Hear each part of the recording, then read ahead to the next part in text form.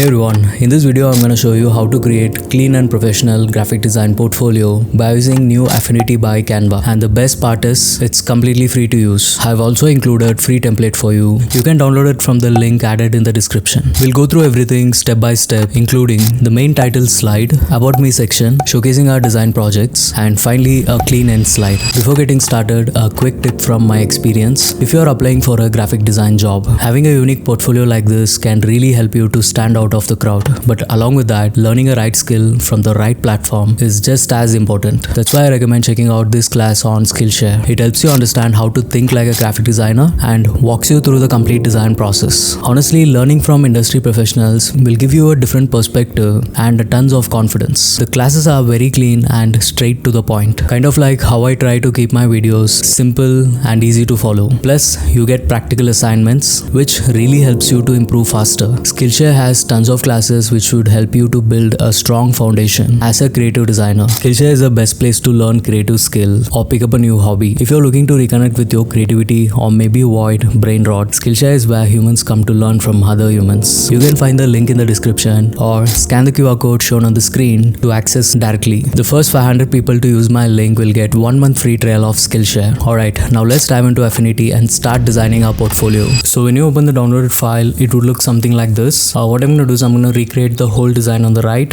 so that you'll have a clear understanding on the each element, how I created it. For that, first we're going to choose this artboard tool and we're going to choose the first slide, and you can see the size which I kept 2000 for the width, and height I kept 1549. Height can increase according to your design. So once you're done with the size, you can just click on insert the artboard and you'll get an artboard here. So since we have two, we're going to just delete one. Okay, firstly we're going to start with creating the background. We're going to choose the rectangle tool and I'm going to create a background. So we're going to choose the color and we're going to fill it with this gray over here. To create the grid on the background, we can create it by using the pen tool, but it would take a lot of time. You can find the APS file from the free pick. You can download it from there so that we can easily copy paste this over here. So when you copy paste it, it would look something like this. I've reduced opacity and kept 14. Firstly, to create the title, what I've done is I've just used a bold font for this, which is called Mohara. So what I've done is I've just typed port and then I've removed the O and left the space over here. Next thing, what you're going to do is we're going to go here and long press the pencil tool. You'll get a tool called path brush tool. We're going to change the stroke color to red and we're going to custom sketch the letters. I know it's too bad, but keep trying until you get a decent letters. Alright, after a few tries, I created this one. I just copied from the old design, but keep trying until you get a good decent letters which you can use it. Next thing is the most attractive thing here is this monitor over here. So I'm gonna just break down how I created this. So this monitor has a few layers inside. If you go to the layers, you can just see inside what all elements I've added. So firstly, you have to find a PNG file of this monitor over here. So you can just copy paste the image which you want to use it. When you go to here on the top, you have to choose pixel. When you choose that, you'll find object selection tool over here. So all you have to do is just take the pointer to the place where you want to remove it. It will all automatically highlight it. Choose that, and when you press erase, the background will be erased. So in that way you can just remove the background. Very simple. So after that, what I did is I just added a background which is a small shape behind it by using the rectangle tool. Secondly, I've added two things over here. First one is a small project image of mine, and then on the top I've added a small overlay which would look like a TV monitor. Again, you have to go to the Pinterest and search for monitor overlays, and you'll find a lot of options like this. You can choose whichever you need. For example, we can just copy paste this and paste it over here. So imagine, let's just remove the old one. So let's imagine we have this over here, and then to make it blend, you just have to go to the blend option over here on the right top of the layers, and you can just choose whichever suits well. Probably I would use mostly the multiply or the darken one. You can also go for this hard light. Then later you can just play on with opacity. so that how much ever you want to make it visible, you can do that. So it will look something very realistic.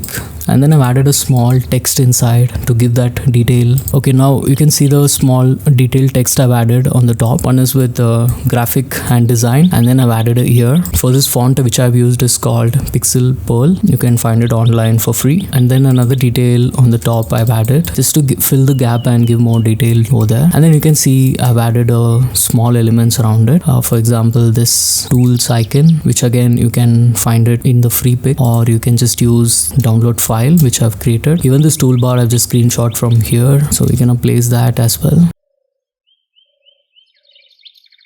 And the small 3D elements you'll again get it in free pick, so we're gonna place it over here. All these are PNGs, and you can see a little more detail I've given using the monitor. What I've done is I've just duplicated this, send this behind this main monitor. Then I went inside the layers and I've changed this image which is showcased. I've added a different image over there. We're gonna choose the monitor and we're going to go here on the effects panel, and then we're gonna choose the color overlay. We're gonna change the color whichever we like. In the blend mode, make sure to choose linear burn. We're gonna duplicate this and we can place it over here. It's all about placing the layers and playing around with the placements and everything, which gives a bit of more creativity and uniqueness to your design. Alright, that's pretty much it for the first slide. Alright, then now let's create the second slide. We're gonna do the same thing. We're gonna choose the artboard. We're gonna choose the first slide and we're going to click on insert artboard. So what you're gonna do is we're gonna just copy the background exactly how it is. Firstly, let's start with adding the profile picture. Make sure to add a nice PNG image like this, and once you added that, we're gonna go to the effects and we're going to select color overlay. So what I've done here is I've chosen the red color, and then I've chosen the blend mode to multiply, and you'll get something like this color block effect, which looks pretty cool. And then what we're gonna do is we're gonna go to the rectangle tool, long press it, and we're gonna choose ellipse tool, and we're gonna create a circle.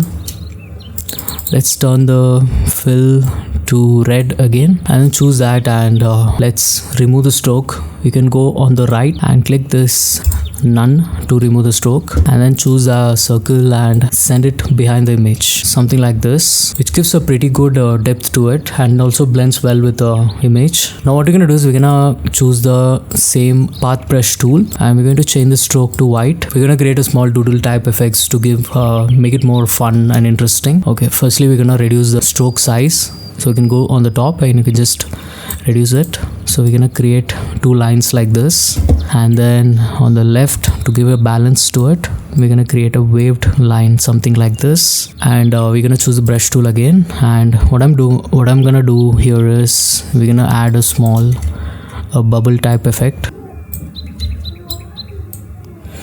something like this, and then we're gonna add a small text like I've added over here. Let's copy paste it. So let a small text which says hello. I can place it over here. Now to add the title, we're gonna use the same font which we use for the title, main title, and we're gonna copy paste this over here.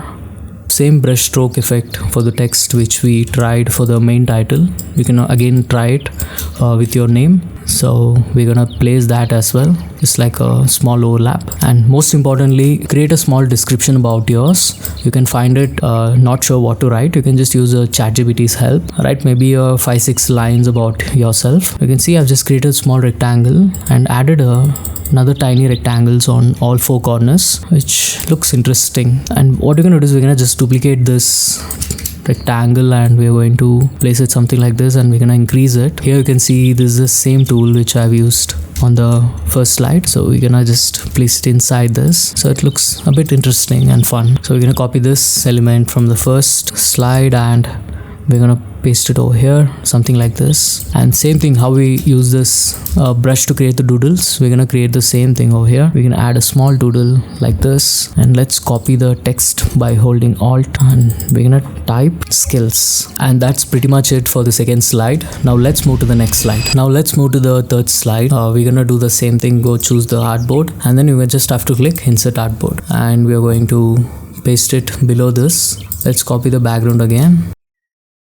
We have a title which we've been using from both slides, so let's place it something like that. And then what I've done here is the same rectangle element which we created, a simple rectangle with the small squares on the corners. I've increased it and pasted it over here so that we can add all our project in this, like as a PNG image.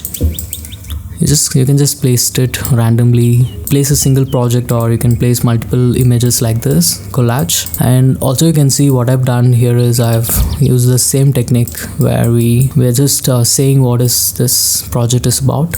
You can also add a small description over here if you need it, but in my case I don't add that. I don't want to make it too cluttered, so I'm going to leave it as it is. So this is how you can create the project slide. You can just duplicate it and keep on adding all your works following this style. So alright, we're gonna create the end slide, which is pretty much using all the elements which we created earlier. So again, let's create a new, insert the artboard, and then we're gonna duplicate this and put it over here. Same thing, we're gonna copy the background.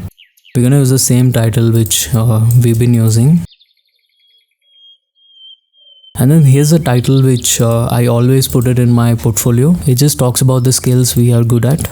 You can add or maybe reduce according to your skills. I'm gonna change this to white. Next thing you can see, I've added a social media handles. You can add your handle name, and also you can change the icon accordingly. To fill the corners, what I've done is I've just duplicated the main monitor which we created, and we have placed it on the both sides to give a balance to it. Elements which we added in the first slide, we're gonna duplicate it and paste it over here, and our end slide is done. You can also modify it. For me, I just like to keep it simple. I think this works.